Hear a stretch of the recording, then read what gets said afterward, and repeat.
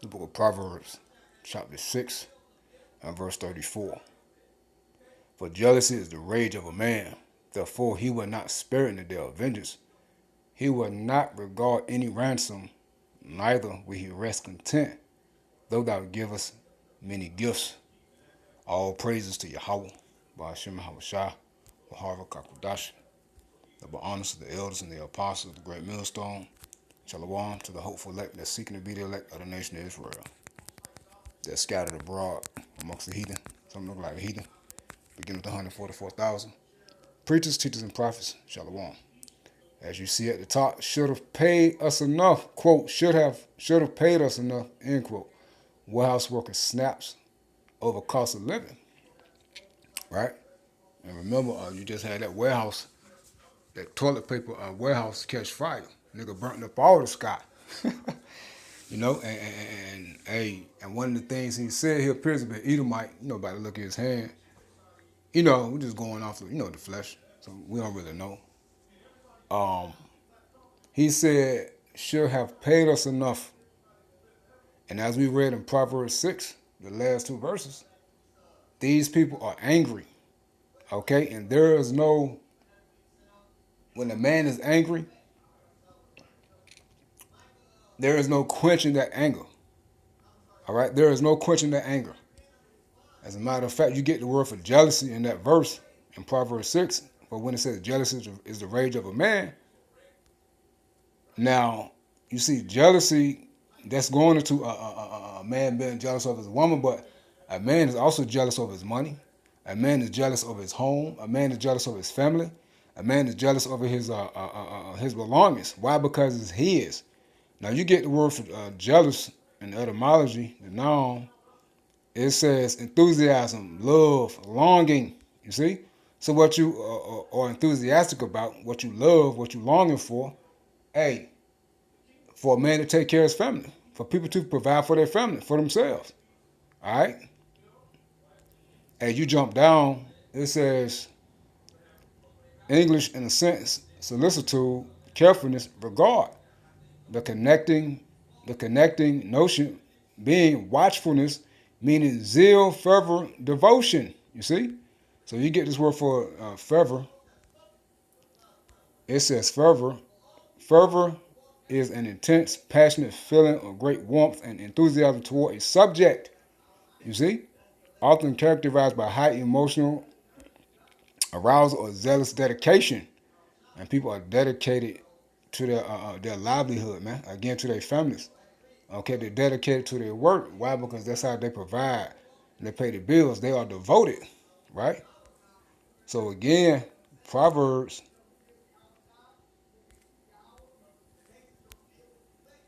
come on, man.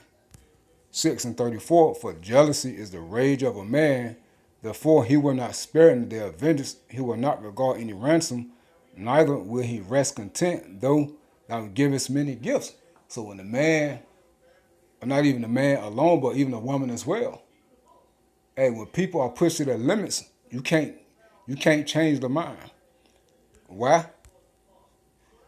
Because you are taking away from them what they work for. You're taking away their livelihood and all of that. Now, if you get Ecclesiasticus, let's see, Ecclesiasticus 34 and 21, the bread of the needy is their life. He that defraudeth him, meaning hold back or take away. He that defraudeth him thereof is a man of blood. He that taketh away his neighbor's living, slave him, and he that defraudeth the laborer of his hire is a bloodshedder. And this is what Esau was doing. Hey, that's why we're in a time where people are fed up, they're broken down, they're perplexed, they have nowhere to go. They see that it's the end of America, in which they put all their eggs, they put all their eggs in the basket concerning America. See, they thought America was going to last forever. All right? Now they're seeing that, hey, that's not the case. Now we're going to play the video. Now when you get 2nd Esdras chapter 15, this was coming. 2nd Esdras 15 and 18, for because of their pride the city shall be troubled. Let's start up. Let's start at verse 16. For there should be sedition among men and invading one another. They should not regard the kings or princes in the course of their actions stand in power. And you see all these people protesting. That's why. All right? But, hey, we coming into the time where, hey, it's going to be deeper than just holding signs. Hey, it's going to get more serious. It's going to be deeper than law enforcement coming out there with riot shields, masks, batons, and them smoke pellets, man. All right? Soon they're going to be coming out with them guns, them big boy toys. All right? With them sound weapons, them heat rays, them heat weapons. Soon, hey, they're going to be put down in the street, and people still going to fight back, and people going to be shooting back too. All right? People going to be cutting, fussing, fighting, killing. All right? They're going to say, man, the hell with the government and our political figures and leaders. Hell, they're the reason why we're in the situation we're in. Why? Because this government are stealing. Hey, you got people saying they're going on a tax strike. Say they ain't paying taxes. I got a video on that, John. Say they ain't paying taxes. You know what I said? Good luck to you, because they're going to come take your stuff. All right? Matter of fact, I'm going to play that video at the end for the house will. All right? Y'all keep on thinking you're going to get around Big Brother, Uncle Sam. All right? No. Nah. All right? So all this, you can stop paying taxes. Okay, you just gonna be homeless and driverless. Okay, I mean, hey, do what you want. 2 Esdras 15 to 16. 16. For there shall be sedition among men and invading one another. They shall not regard the kings or princes in the course of their actions stand in power. A man shall desire to go into a city, shall not be able. It's gonna be chaotic, and it's gonna be troops out. It's going to lead the troops being out. For because of their pride, the city shall be troubled, the house shall be destroyed, and men shall be afraid. A man shall have no pity upon his neighbor, but shall destroy the house with the sword and spoil their goods because of the lack of bread. That's lack of resources, food, water, medicine, batteries, toilet paper, and for great tribulation, the hardships. So you see, these people are to the point where, hey, them burning down their warehouses is light work compared to what we're about to see. And that's going into the Spirit's creative adventures. All right? That's the time we in. Now, I'm going to play the first 7 minutes of this video, but before we play it, as you see, it says, should have paid us enough. And we read it in 2 Esdras 15. These people tired. All right? All these niggas done burn up all the sky. The 1-ply and the 2-ply. Dang. Hey, let me pause this video. I'm going to pull up the other video. Going to the nigga channel. Jump around with taps. Some Americans are protesting the war in Iran and President Trump's domestic policies by putting their money where their mouth is as part of a call to sit out of paying federal taxes this year. I'm Rachel and I'm not paying my federal income tax this year. It's time that we stop paying our taxes. Tax Strike 2026. Spread the word. On social media, people saying they'd rather put the money into a savings account, donate it to a charity, or simply keep it for themselves. Anything instead of handing it over to the federal government. It's called war tax resistance, a type of protest that's been around in some forms since the colonial era, spiking around the Vietnam War when folk singer Joan Baez famously refused to pay 60% of her taxes, reportedly leading the IRS to file a lien against her. Lawyers and accountants say following in her footsteps could land you in big trouble, but advocates say interest is now surging again. Before the invasion of Gaza, we would typically have 40,000 unique users visit our site on an annual basis. This past January, we had the most visits to our website that we've ever had, over 110,000 unique users. Lincoln Rice leads the National War Tax Resistance Coordinating Committee. The anti-war group has been around since the early 80s. It just recently held its largest ever training on just how to resist. We offer War Tax Resistance 101 trainings. It'll cover the legal method, which would be essentially putting yourself in such a position as not to owe taxes. The IRS tells us measuring the size and scope of this type of protest is not feasible only a month into the war. For some, it might mean pulling legal levers to lower their tax bill. For others, it goes a step further. Essentially, we're going to strike. We're striking on taxes. Neetu Sharma says she decided this year to stop withholding federal taxes from her paycheck. Resisting is a privilege, and not everyone can resist in the same way. So having options and still being able to take action was great. Her reason, she says, is where her tax dollars are going, even before the war with Iran started. We were sending a lot of funding and arms to other countries instead of taking care of the people at home. While it's impossible to track exactly where your individual tax dollars go, last fiscal year, the Treasury says the federal government collected about half of its revenue from individual income taxes. About $900 billion went to defense, according to the Office of Management and Budget. It's the government's fifth biggest expense behind other big ticket items like Social Security, Medicare, interest on the national debt, and other health spending. Sharma says her protest isn't about avoiding taxes altogether.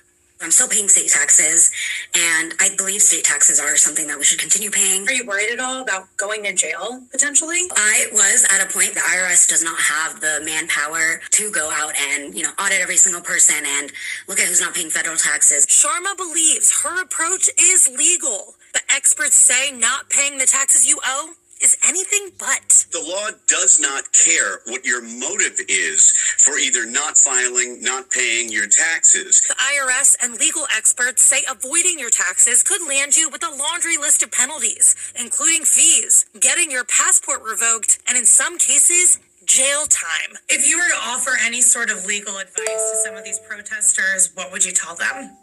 I would tell them, push a candle through a paper plate and go to a vigil and sing. Don't refuse to pay your taxes. That will land you in prison. So as this protest gains traction online, the real consequences may happen offline when taxes are due. Ali Canal, NBC News. We thank you for watching, and remember... You see? So these people talking about they ain't paying taxes. Hey, these people fed up. They funding the war. All this aid. Department of Homeland Security, they still not getting paid, So, hey, this place finished, man. And these people are burnt out, all right? Now, let's go back to this video concerning the nigga burning up all the Scott. Introducing new Ben & Jerry's ice cream bars. Put a stick in it. AI is transforming customer service. It's obvious we know that. The leader in the category is our product, Finn. Christ. Matter of fact, I want to show you something. Let's do it like this. I want to show you. You see at the bottom, it says, warehouse workers snaps over cost of living. You see? Just backing up what we read in 2 Esdras 15. So these people snapping, man. These people are tweaking. Hey, the love of many is waxing cold, man. Ecclesiastes 39 and 28. Thought I have my shot. There be spirits that are created for vengeance, which in their fury lay on some strokes, and these are the people. Yahweh Shema Shai is tapping on the minds, the hearts of the people to act out how they feel. All right, which in their fury lay on sore strokes. In the time of destruction, they pour out their force and appease the wrath of him that made them. Fire and hell, and famine and death, all these were created for vengeance. Teeth of wild beasts and scorpions, serpents, and a sword, punishing the wicked to destruction. See, it's for the wicked. They shall rejoice in his commandment, and they shall be ready upon earth when need is, and when their time has come, they shall not transgress his word. You see that? And that's upon the people, that's upon the animals, So, hey, these people burnt out. And it's 2026 continue to press on. Hold on now. And as the, and the Strait of Hormuz is closed. It is closed. All right? And as this war continues to press on, things are going to get higher and higher. Hey, gas is $3.99 where I'm at. All right? And it burning faster. Okay? Hey, prices going up on everything. And we're going to see hyperinflation soon, man. How you think people going to react? Well, we read it. Hey, let's rewind this. Hold on, y'all. Let's do it like this. I don't know why this phone does it now.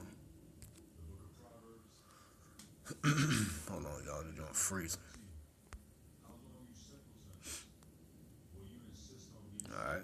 This is right here by the National. My fault. The Rational National. They should have paid them enough, man. These people out here snapping.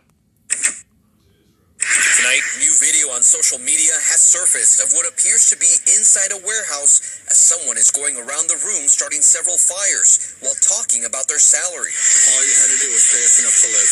I came across this local story from Ontario, California that I think should actually be a national story because it could give us a little hint as to where things may go if we continue down this path of unaffordability, low wages, and the rising cost of living. So this is a man that set fire to his warehouse, a warehouse worker, of toilet paper as he complained about how he was not paid enough to live. So I'm going to first play for you the raw footage here. This is shared from Raw's Alerts of the fire alongside him setting fire to his warehouse. And then I'll get to the local news report discussing it as well. And I'm going to get to some of the reactions to this news story, which reminded me a lot of the reaction to Luigi Mangione.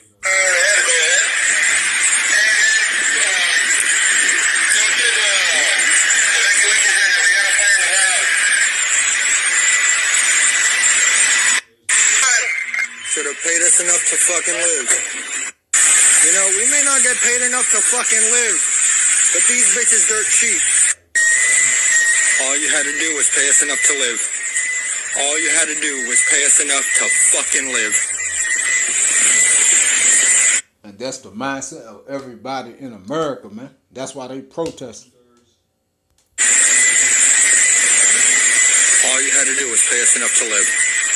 All right, so first, it's important to note that nobody was hurt, thankfully, and the fire appeared to just be contained to the warehouse itself. I'll get to more details from the local news report from NBC LA that covered this as well.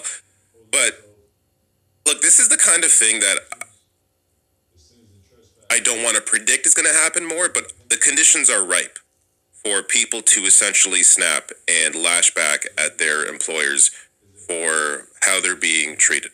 We are in a situation where people can see that the wealthy are getting wealthier, that during the pandemic, billionaires quadrupled their wealth, and I'll get to more data on that in a minute here, while everybody else lost out.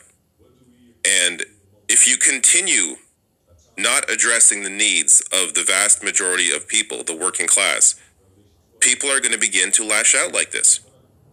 It should be a warning to those in power, politicians and the billionaires that control them. Things are only going to get worse, not because they should get worse in terms of the reactions like this, fires or whatever it is, but because of just the reality on the ground of what people are feeling and how you are setting people up to snap and react in a way that is ultimately not going to be beneficial to you if you continue propping up this system that is broken in favor of yourselves. Here is the NBC LA report on this. Tonight, new video on social media has surfaced of what appears to be inside a warehouse as someone is going around the room starting several fires while talking about their salary. All you had to do was pay us enough to live. I don't know. I don't know what's going through his head, man. We caught up with Alex Montero on Wednesday, who says he was working the Kimberly-Clark warehouse along Hellman in Ontario caught fire. Montero is stunned to see this video because this person, he says, is his fellow co-worker, Shamil Abdul Karim. There goes your inventory. I just got done talking to him. He had just came over and helped me out with my truck. I was 5 doors down from him. Fire officials say the fire started on Tuesday just after midnight and quickly grew because of the large amount of paper products inside the warehouse that fueled the flames. They called break and I went outside, I was sitting in my car, and not even 10 minutes go by and I heard the alarm. What do you mean people don't like King James?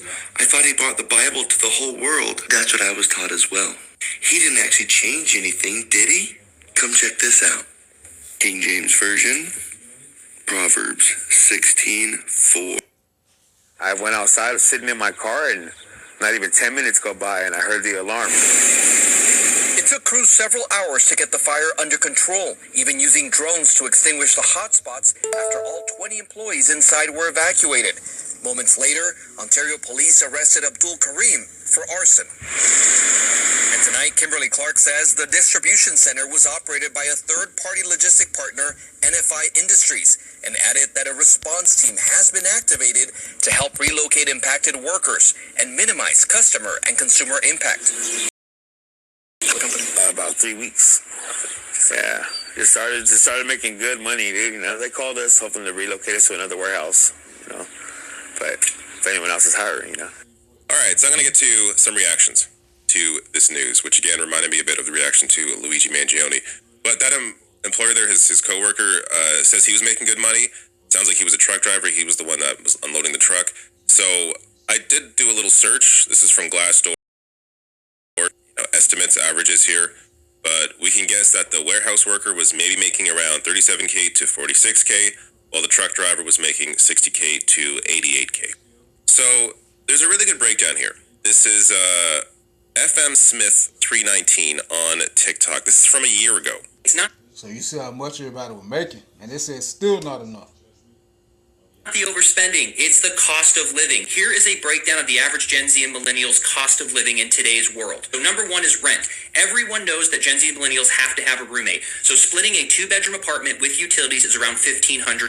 If you have a car, a $12,000 to $15,000 used car is still going to run you $400 a month. Car insurance and gas is another $300. Student loan payment, $500. You're going to have groceries for $500. You're going to have personal care, doctor's appointments, hair, gym, about $150, and then cell phone and miscellaneous $150. That's $3,500 a month, which is baseline. Do you know how much $3,500 a month is? $70,000 a year, or $34 an hour. Because after you take out taxes, put $300 for health insurance, and do a healthy $500 401k contribution, that leaves you with $3,500. This is no fun, no savings, no maintenance, no clothes, no kids, no traveling, no vacations, no bachelor parties, no weddings, no funerals, no clothes, no school supplies, nothing. And this is paycheck to paycheck. And on top of it, they're holding $40,000 of student loan debt, a $15,000 car, and if they ever wanted to buy a house with closing costs and the down payments, another $50,000.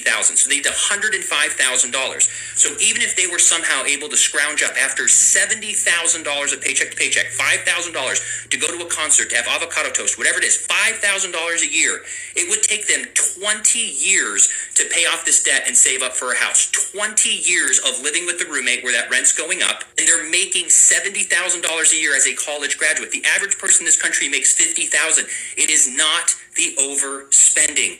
It is a cost of living crisis. And that was a year ago. Things have only gotten more unaffordable since then. Facts. So hey, there you have it, man. I'm gonna stop right there. I put the link in the description box. Now you want to check that joint out? So, hey, people burnt out, man. People tired, and people gonna turn up. Stay prayed for the nation. How about you, my shout out.